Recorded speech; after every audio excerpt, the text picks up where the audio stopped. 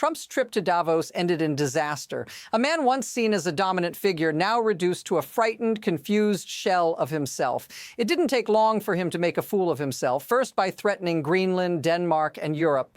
He even mixed up Iceland and Greenland. We're going to take over Iceland, he said, Iceland of all places. He kept repeating it like some ill-prepared fool stuck in a never-ending game of pretend. But what does that even mean? And why would he be so obsessed with the Arctic? As the world watched, he left Davos early, leaving behind more questions than answers. The question remains, what was he trying to prove, and what does it reveal about the state of his leadership? Mais ce n'est pas tout. Derrière ces confusions, ces menaces et ces déclarations absurdes se cache un problème bien plus profond. Trump n'était pas juste en train de se tromper sur des faits géographiques, il perdait aussi sa crédibilité devant le monde entier. Et alors que certains s'inquiétaient des implications de ses paroles, d'autres se demandaient simplement « Est-ce qu'il sait vraiment ce qu'il fait ?» La vérité, c'est que ce n'était pas un incident isolé. Ce type d'errance mentale a commencé à devenir une norme, non pas juste chez lui, mais dans l'administration entière. Pourquoi continuons-nous à accepter ça? Pourquoi la scène mondiale ne réagit-elle pas plus fort? Est-ce que cette déconnexion est devenue si courante que personne ne la remet en question? Regardez bien ce qui va suivre, car cela pourrait bien être la révélation que vous attendiez.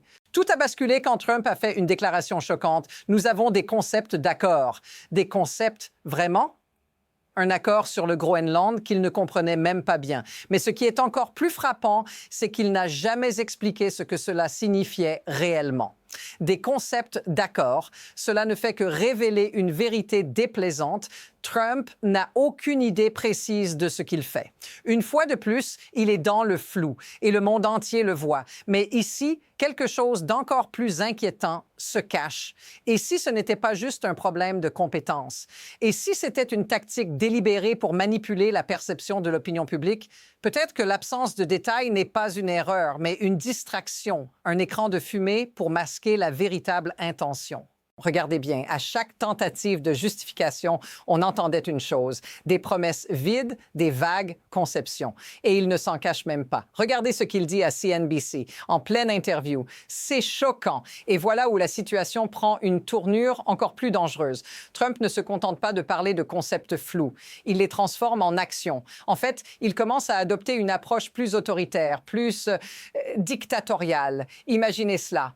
En plein cœur de Davos, une conférence internationale, Trump se lance dans des propos inquiétants en évoquant les dictateurs. Parfois, il faut un dictateur, a-t-il dit. Un président des États-Unis qui dit avoir besoin de dirigeants autoritaires pour résoudre les problèmes mondiaux. C'est un instant à ne pas sous-estimer. Cette normalisation de l'idéologie autoritaire ne devrait pas être banalisée. Ce n'est pas seulement un discours, c'est une menace à la démocratie elle-même. En comparant son propre style de leadership à celui des dictateurs qu'il admire, il nous dit exactement où il voudrait nous emmener. Et pourtant, les leaders mondiaux l'écoutent, le regardent, et certains, avec un sourire forcé, acquiescent. Mais ça ne s'arrête pas là. Les enjeux sont bien plus élevés. Vous voulez savoir jusqu'où ça pourrait aller?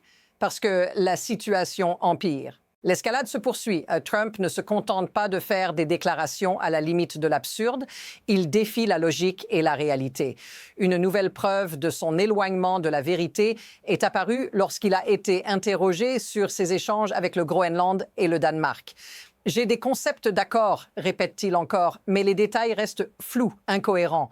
Comment un président peut-il se présenter comme un leader mondial alors qu'il ne comprend même pas les bases de ses propres actions? Mais il n'est pas seul dans cette confusion. Pendant qu'il s'égare dans des propos incohérents, une autre contradiction majeure fait surface. Il a menacé de prendre l'Islande, sauf qu'il parlait en fait du Groenland. Un autre faux pas de plus dans une longue liste de fautes, mais cette erreur va plus loin. C'est un signe de plus de la déconnexion totale entre ses déclarations et la réalité. Et pourtant, il n'a pas hésité à faire des promesses grandioses, à lancer des menaces vides, à promettre des accords sans fondement. Mais ici, la question devient cruciale. Comment un homme qui perd pied sur la scène mondiale, qui ne cesse de commettre des erreurs embarrassantes, peut-il prétendre maintenir l'ordre mondial? Cela ne va pas seulement affecter son image, cela pourrait aussi avoir des conséquences dévastatrices pour les États-Unis. La situation ne fait qu'empirer. En quelques jours, Trump a enchaîné les faux pas et la pression autour de lui n'a cessé de croître. D'abord, le fiasco avec l'Islande, puis une attaque contre un gouverneur américain, Gavin Newsom, qui devait prononcer un discours. Mais sous la pression de la Maison-Blanche et du département d'État, l'accès à la tribune a été bloqué. Un événement majeur, le USA House à Davos, où se sont réunis les leaders mondiaux, est soudainement devenu le terrain de jeu de Trump et de ses manœuvres politiques. Le discours de Newsom, prévu pour critiquer Trump, a été censuré, mais l'effet a été immédiat. L'humiliation est devenue encore plus publique. Mais ce n'était pas tout. Des accusations d'incompétence se sont multipliées à mesure que des informations ont circulé sur la génération de tensions internes. Trump semblait perdre tout contrôle. L'isolement de ses alliés s'intensifiait et des voix dissonantes commençaient à se faire entendre à l'intérieur même de son administration. Il était comme un roi déchu, s'accrochant encore à un trône qu'il ne contrôlait plus. Mais la vraie question à ce stade est qu'est-ce qui se cache derrière ce chaos? Et plus important encore, qu'est-ce que cela pourrait signifier pour les États-Unis à l'avenir? Mais ce qui est encore plus choquant, c'est l'impact humain. Ce ne sont pas seulement des erreurs diplomatiques et des gaffes embarrassantes, il s'agit de véritables conséquences sur la vie des gens. Aux États-Unis, la politique de Trump ne touche pas seulement les leaders mondiaux ou les affaires internationales. Elle frappe les Américains ordinaires. Le discours de Davos, avec ses promesses vides et ses concepts flous, ne fait qu'aggraver une réalité déjà difficile à supporter pour beaucoup. Les Américains se battent pour la santé, pour le logement, pour un salaire décent. Pendant ce temps, Trump ne semble préoccupé que par sa propre image et son agenda. Pour des millions de personnes, ses actions à Davos ne sont qu'un autre rappel brutal que leurs préoccupations, leurs besoins réels ne comptent pas. Leurs rêves de soins de santé accessibles, d'une éducation décente et même de simplement pouvoir nourrir leur famille passent après les intérêts politiques et personnels d'un homme qui ne fait plus l'effort de comprendre ce que signifie être un leader. Si cela vous semble familier, si vous en avez marre de voir cette déconnexion entre le pouvoir et le peuple, partagez vos pensées dans les commentaires.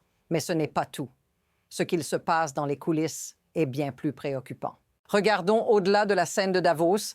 Ce qu'il se passe sous la surface est bien plus insidieux. La manière dont Trump manipule la situation, la manière dont il fait monter les tensions n'est pas accidentelle. Il exploite un système qui permet à des hommes comme lui d'atteindre leurs objectifs sans se soucier des conséquences réelles. Les structures de pouvoir ne sont pas conçues pour résister à quelqu'un comme Trump, qui sait parfaitement jouer avec les leviers de la peur, de la division et de la spectacle. Ce qui permet à ces crises de se multiplier, c'est l'absence de contrôle, l'incapacité du système politique à offrir une résistance véritable. Les forces en jeu ne sont pas simplement politiques, elles sont profondes et enracinées dans l'égoïsme des élites. Trump sait manipuler la peur pour imposer ses vues. Les relations internationales se délitent, les alliés se tournent les uns contre les autres et pendant ce temps, il s'enrichit. Ce n'est pas un accident. C'est un système de corruption profondément ancré. Regardez de plus près. Qui profite réellement de tout cela? Les faibles, les opprimés, les démunis? Non. Ce sont ceux qui contrôlent les ressources, qui jouent avec les règles du système et qui, grâce à des alliés autoritaires, renforcent leur propre pouvoir. L'analyse va bien au-delà de Trump. Ce qu'il représente, ce qu'il incarne, c'est un système tout entier qui permet aux hommes comme lui de prospérer au détriment des autres. Et maintenant, l'avenir. Où tout cela nous mène-t-il? Nous avons deux chemins possibles. D'un côté, si cette dynamique continue, si Trump reste à la tête de l'Amérique, nous risquons une instabilité grandissante. La déconnexion entre le peuple et ses dirigeants pourrait se creuser davantage avec des conséquences désastreuses pour l'unité nationale. Les autres nations, voyant l'Amérique divisée, pourraient se détourner encore plus et les tensions mondiales pourraient atteindre un niveau inédit. Ce serait un monde dans lequel la diplomatie devient un jeu de manipulation, où les alliances sont fragiles et où les intérêts personnels dominent la politique étrangère. De l'autre côté, si ce système échoue, et il pourrait échouer tôt ou tard, nous pourrions assister à une poussée pour un retour à la stabilité. Une Amérique qui tente de reconstruire son image et ses relations internationales, mais après des années de chaos. Cela pourrait amener une nouvelle direction, plus pragmatique, plus ancrée dans la réalité, mais à quel prix? Les cicatrices laissées par ces années de leadership erratique mettront des décennies à guérir. La question est ouverte. Quel chemin allons-nous choisir? Et surtout, qui prendra la décision finale? Alors, qu'est-ce que tout cela nous enseigne vraiment? Ce n'est pas seulement une question de leadership ou de politique. Ce que Trump représente, c'est un système qui se nourrit de ses failles. Chaque erreur, chaque gaffe, chaque déclaration absurde nous montre un portrait de ce qui arrive quand le pouvoir se trouve entre les mains de ceux qui ne comprennent pas les conséquences de leurs actes. Ce n'est pas juste une question de personne, c'est une question de système. Ce qui est inquiétant, c'est que tant de gens, par inaction ou par ignorance, ferment les yeux sur les dangers qui se profilent. Trump ne disparaîtra pas avec un simple changement de dirigeant. Ce qui a déclenché cette normalisation du chaos est plus profond. Et la vraie question à se poser est, quand les institutions échouent, que reste-t-il? Parce qu'à ce rythme, ce ne sera pas juste Trump qui partira. Ce sera tout un système qui pourrait s'effondrer. Restez avec nous, car cette histoire ne fait que commencer. Pour plus d'analyses sur ce qui se cache derrière les façades, abonnez-vous.